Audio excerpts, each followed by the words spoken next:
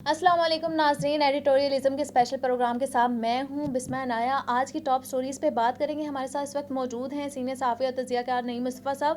آج کی سب سے بڑی خبر ہے وہ یہ ہے کہ عطا تارڑ نے ایک پریس کانفرنس کی اور اس میں انہوں نے سپریم کورٹ پر تنقید کرتے ہوئے کہا کہ لاڈلوں کے لیے قانون کو نظر انداز کرنے کا انہوں نے الزام لگا دیا۔ سر، ہم آپ سے یہ پوچھنا چاہیں گے اس میں کتنی صداقت ہے اور آخر یہ پریس کانفرنس کی ضرورت کیوں پڑی؟ دیکھیں، بات یہ ہے کہ ہمارے ہاں ایک عجیب سی روش چل پڑی ہے جی کہ عدالت میں کیس زیر سماعت ہوتا ہے، جس کے حق میں فیصلہ ہو جائے وہ تعریفوں میں آسمان زمین کے قلابے ملا دیتا ہے، اور جس کے خلاف جائے وہ تنقید اور تنخیص پہ اتراتا ہے۔ یہ تنقید اس طرح کی ہے کہ یہ آلموسٹ ترجمان ہے نا مسلم لیگ نون کے، وفاقی حکومت میں شامل بھی رہے ہیں، صوبائی حکومت میں بھی رہے ہیں، قانون سمجھتے بھی ہیں، قانون دان ہیں بڑے۔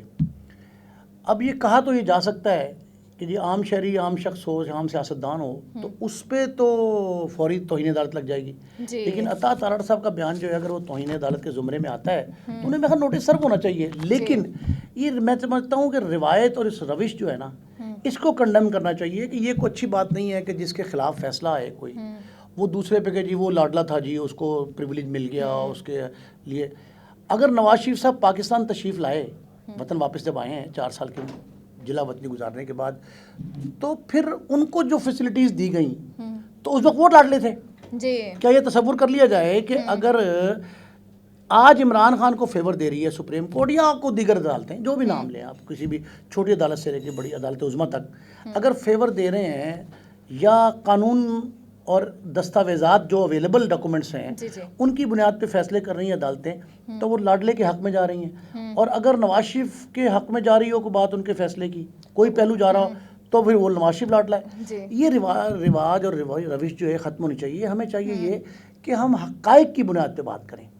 اگر ثبوت دے نا وہ کہ 4 معاملات ایسے ہیں جس میں عدالت نے آؤٹ آف وے سپورٹ کیا ہے، قانون یہ کہتا ہے، عدالت کا فیصلہ یہ کہتا ہے، قانون دان سے یہ توقع ہوتی ہے۔ عام شہری بات کرے تو اور انداز سے ہوتا ہے نا، جب میں کہوں گا آپ کہیں گے تو اور انداز سے ہم تجزیاتی بات کریں گے، لیکن جو شخص قانون دان ہے وہ قانونی دستاویز کی روشنی میں اگر یہ فیصلہ کرے اور یہ دیکھے، اس کو باقاعدہ تحقیق کرے کہ جی کیا فیصلہ غلط ہے، اس کو بتائے کہ یہ آئین کی فلاں شخص سے مطلب ایویڈنس کے ساتھ اپنی بات کو پیش کرے، تب ہونا چاہیے تھا۔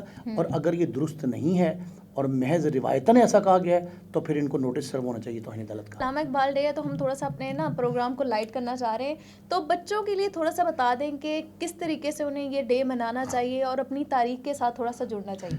9 نومبر جو ہے وہ حکیم الامت ہیں، مفکر ہیں، بہت بڑے دانشور ہیں، شاعر ہیں، نقاد تھے، وہ خالق تھے اس نظریے کے جو پاکستان کی بنیاد بنا، وہ بڑا خوش آئند ہے۔ لیکن اس سے پہلے میں ایک بات کرنا چاہتا ہوں، ہمارے یہاں بدقسمتی یہ ہے کہ ہم اپنی قوم کو شخصیات کے نام پہ بعض اوقات تقسیم کر دیتے ہیں اور بعض اوقات گمراہ کر دیتے ہیں۔ اب کوشش تو یہ ہوتی ہے کہ ہمارا جو نصاب ہے، تعلیمی نصاب، پرٹیکولرلی جو میٹرک تک ہے، اس میں سے یہ جو ہمارے اکابرین ہیں ان کی تاریخ اور ان سے متعلق ابواب آہستہ آہستہ ختم کرتے جا رہے ہیں۔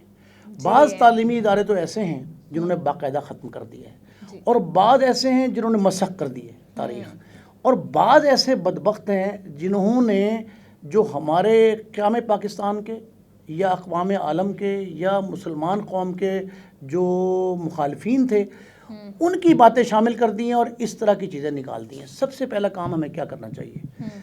جو فرمودات اقبال ہیں نا ان کو عام کرنا چاہیے سب سے پہلے، کہ اقبال کا شاہین کون ہے، اقبال کس نوجوان سے مخاطب ہے، جس سے وہ قوم کہتے ہیں وہ قوم کون سی ہے، جس امت کے وہ حکیم ہیں اس کی نبض کیا کہہ رہی ہے۔ ہم یہ چیزیں پہلی بات نصاب میں ڈالیں، تعلیمی نصاب میں۔ ایک دوسرا یہ ہے کہ نصاب کی جو کمیٹیاں ہیں ان میں سے ان لوگوں کو نکالا جائے جو حکیم الامت کے مخالفین تھے۔ ہم نے کمیٹیوں میں وہ لوگ شامل کر دیے ہیں جو اقبال پہ تنقید کرتے ہیں، جو اقبال کو مفکر پاکستان نہیں مانتے، جو اقبال کے اصل اقبالیت جو ہے، جو مقبول عام چیزیں ہیں ان سے انکاری ہیں۔ اب اس کے مقابلے میں سن لیں کیا ہے، مجھے آج بڑے افسوس سے کہنا پڑ رہا ہے کہ آج پاکستان بھر میں بڑے وثوق سے اعتماد سے کہہ رہا ہوں، جو میری اطلاع ہے اس کے مطابق اب تک کی، اس کے بعد کچھ ہو جائے مجھے پتہ نہیں، اس وقت تک جب تک ہماری ریکارڈنگ ہو رہی ہے اس وقت تک قومی سطح کی کوئی تقریب بیاد اقبال منعقد نہیں ہوئی. ٹھیک ہے. ایک اہم پوائنٹ, ہم نے چھٹی دے دی 9 نومبر کی قومی سطح پہ, پبلک ہالیڈے. اچھا کیا. آپ کو پتہ ہے 4 5 6 سال نہیں ہوئی جی, اور یہ کیوں نہیں ہوئی بہت کم لوگوں کو پتہ ہے. کراچی میں ایک تنظیم نے یہ تھریٹ کیا, ٹھیک ہے, کہ اگر آپ سندھ کے اکابرین کے, سندھ سے تعلق رکھنے والے قائدین جو ہیں, قائدین ملت, ان کی چھٹی لیاقت علی خان 16 اکتوبر ہے, اگر وہ چھٹی نہیں دیں گے تو ہم پنجاب کے اقبال سیالکوٹی کہتے ہیں, وہ اقبال سیالکوٹی کی چھٹی ہم نہیں دیں گے. آپ کی بات اس میں وہ جو شروع پہ آپ نے کہا تھا کہ تقسیم کر دیا جاتا ہے, تقسیم ایک, اس کے مقابلے میں کیا ہو رہا ہے, جن کا وہ رہنما لیڈر نہیں ہے اقبال, ایران میں, ہمارا ہمسایہ ملک ہے, ایران میں فردوسی کے ساتھ اسی لیول کی تقریبات منعقد ہوتی ہیں. جب فردوسی کی وہ آپ کرتے ہیں, وہ کہتے ہیں فردوسی شاعر تھے اقبال کے, اقبال سے جو ہے نا بہت زیادہ وہ متاثر تھے, بہت متاثر تھے, تو وہ اقبال اور فردوسی کی تقاریب مناتے ہیں. آج ایران کے دارالحکومت تہران میں, تاشقند میں, ادھر جہاں بھی دوسرے ملکوں میں بھی, ایران اور پاکستان کے علاوہ کہہ رہا ہوں, دوسرے ملکوں میں علامہ اقبال کا دن منایا گیا. لیکن بدقسمتی یہ ہے کہ ہم نے چھٹی کر کے خاموشی اختیار کر لی اور اقبال کو ٹریبیوٹ پیش نہیں کیا. محض مزار قائد پر جو گارڈ کی تبدیلی ہوئی ہے اس پہ ہم نے تکیہ کر لیا, اور وہ جو ظفر اقبال کا شعر ہے کہ بپا ہم سال میں صرف ایک بپا ہم سال میں ایک مجلس اقبال کرتے ہیں, ایک صرف پورے سال میں, بپا ہم سال میں ایک مجلس اقبال کرتے ہیں, اس کے بعد جو کرتے ہیں قوال کرتے ہیں. وہ صرف باقی قوالیوں کی حد تک رہ گئے. تو یہ قوالی کو ختم کر کے نوجوان نسل کو اقبال کے پیام اور پیغام سے آگاہ کرنے کی ضرورت ہے. سر بہت اچھا آپ نے پیغام دے دیا ہے کہ ہمیں اپنے قومی ہیروز کو بھولنا نہیں چاہیے. ابھی شاہینوں کی بھی بات ہو رہی ہے, ہمارے شاہینوں کو ایک بہت بڑا مسئلہ اس وقت بے روزگاری کا ہے, ہم اس پہ بھی تھوڑی سی بات کر لیتے ہیں کہ اس کی کیا وجوہات ہیں, کیا اس میں بچوں کی اپنی بھی غلطیاں ہیں کہ وہ اسکل نہیں سیکھتے, یا پھر حکومتی پالیسیوں کی ناکامی ہے کہ یہاں پر کاروباری افراد نہیں پیدا ہوتے جس کی وجہ سے نوکریاں نہیں پیدا ہوتی, اور اس کے حل کیا ہیں, یہ سارا آپ تھوڑا سا ہمیں اینڈنگ پہ بتائیں. دیکھیں, بے روزگاری جو ہے نا ایک بہت بڑا عذاب اور لعنت ہے, کم نہیں ہے اس سے برابر ہی ہوگا, اس سے زیادہ ہوگا بلکہ. اور جہاں بے روزگاری بڑھتی ہے نا وہاں جرائم بڑھتے ہیں, جی, مایوسی بڑھتی ہے, خودکشیاں بڑھتی ہیں, جی, ہر چیز میں اضافہ ہوتا ہے جب بے روزگاری میں اضافہ ہوتا ہے. اب جو بے روزگاری ہے اس کا سب سے بڑا مسئلہ یہ ہے کہ کوئی امپلائمنٹ پالیسی نہیں ہے پاکستان میں, ایپٹیچیوٹڈ ایجوکیشن نہیں ہے, جی, اسکلڈ پرسنالٹیز کو جنم دینے کا رواج نہیں ہے. ہمارے ہاں trade certification, plumber, technicians, electrician, mason, driver, cameraman, reporters, ان کو پڑھانے کے مخصوص انسٹیٹیوشن نہیں ہیں. ایک ادارہ آپ نے بنایا ٹیوٹا, ایک آپ نے بنایا نیفٹیک, صوبوں میں ٹیوٹا اور فیڈرل میں نیفٹیک. ان اداروں نے اسکل ایجوکیشن شروع کی, ٹیکنیکل ایجوکیشن جسے کہتے ہیں, ٹیکنیکل ایجوکیشن شروع کی, لیکن اس کے باوجود ہمارے بچے ادھر جو ہے نا نئے نئے کورسز شروع ہوئے, بہت ڈپلومے شروع کیے, شارٹ کورسز بھی تھے, اس طرف متوجہ ہونے کی بجائے باہر جانے پہ زور دیتے رہے. وجہ کیا تھی, ہمارے یہاں اٹریکشن صحیح نہیں تھی, ہم نے سرمایہ سارا وہ باہر جا رہا ہے. آپ لاہور کے 3 پاسپورٹ آفس ہیں, ان پہ صبح 6 بجے قطار شروع ہوتی ہے اور شام 4 بجے تک کنزیکٹیو لائن لگی رہتی ہے. وجہ اس کی کیا ہے, لوگ یہ سمجھتے ہیں کہ انہیں پر لگ جائیں اگر تو اڑ کے باہر چلے جائیں.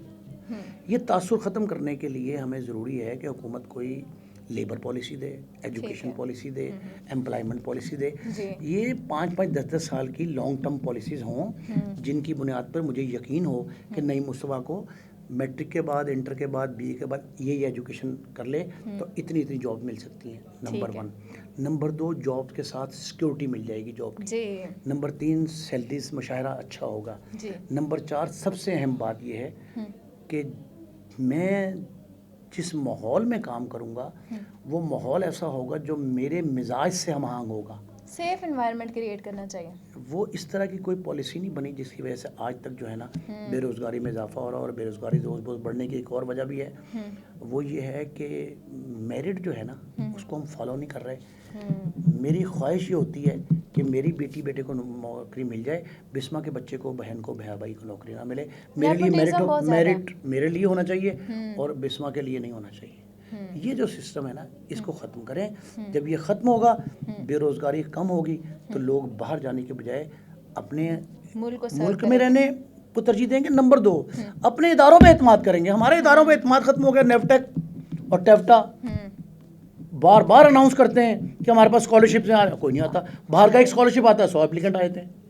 تو مجھے لگتا ہے آپ کم بتا رہے ہیں, بہت زیادہ جاتے ہیں. تو بیٹا یہ جو مسئلہ ہے نا, بے روزگاری ختم کرنی ہے تو حالات بہتر کرنے ہیں آپ کو. اچھا, بہت شکریہ سر, آپ نے بڑے اچھے طریقے سے اس کی بہت ساری ڈائمینشنس کو بھی کلیئر کیا ہے کہ سیف انوائرمنٹ, نیپوٹزم اور باقی سارے اس کے ساتھ بہت سارے ایسے ایشوز جڑے ہوئے ہیں. کرمنل ایکٹیویٹی بڑھتی ہے جب ان امپلائمنٹ ہوتی ہے, تو حکومت کو اس کے حوالے سے ایک پالیسی نہیں, بہت ساری ڈفرینٹ ڈائمینشنس کو دیکھتے ہوئے پالیسی بنانی چاہیے. آپ سبھی کمنٹ سیکشن میں بتائیں کہ کس طریقے سے ہم اتنے بڑے مسئلے کو ختم کر سکتے ہیں, اس کے کیا سلیوشن ہو سکتے ہیں. اور آپ سب سے ملاقات ہوگی ہماری اگلے پروگرام میں. تب تک ہمیں دیجیے اجازت. اللہ نگہبان.